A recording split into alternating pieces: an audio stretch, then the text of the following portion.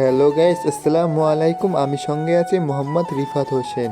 আজকে আপনাদের দেখাবো এলাকার কিছু প্রকৃতি জিনিস। আমি মনে করি আপনারা দেখে অনেক খুশি হবেন। এ হচ্ছে আমাদের এলাকার রাস্তা। আমরা যেতে আছি কিছু প্রকৃতি দেখতে। এটা হচ্ছে রাস্তার সাইডে একটি জাল, খালের ভিত্তে। এই জালটি থেকে রুই, কাতল, বোয়াল, চিংড়ি বিভিন্ন রকমের মাছ ওঠে। যেতে না যেতে কিছু পড়লো রাজাহাঁস। রাজাহাঁসগুলো খুব দেখতে খুব সুন্দর লাগে।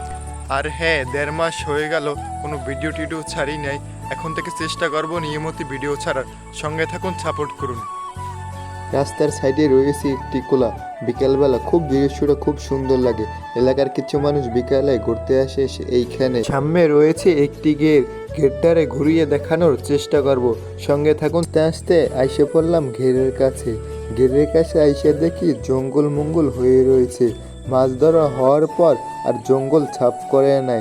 বর্তমানে মাছ পালে না, জঙ্গল হয়ে রয়েছে কারণে মাছটি ছাড়তে পারতে আছে। অনেকদিন ধরে আসা হয় নাই, তো আইসা দেখি ট্যাপমোনায় ভরা গাছ জঙ্গল হয়ে রয়েছে, সাফ করে নাই।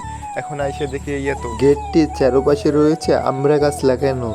আমড়া গাছগুলো দেখতে খুব সুন্দর লাগছে।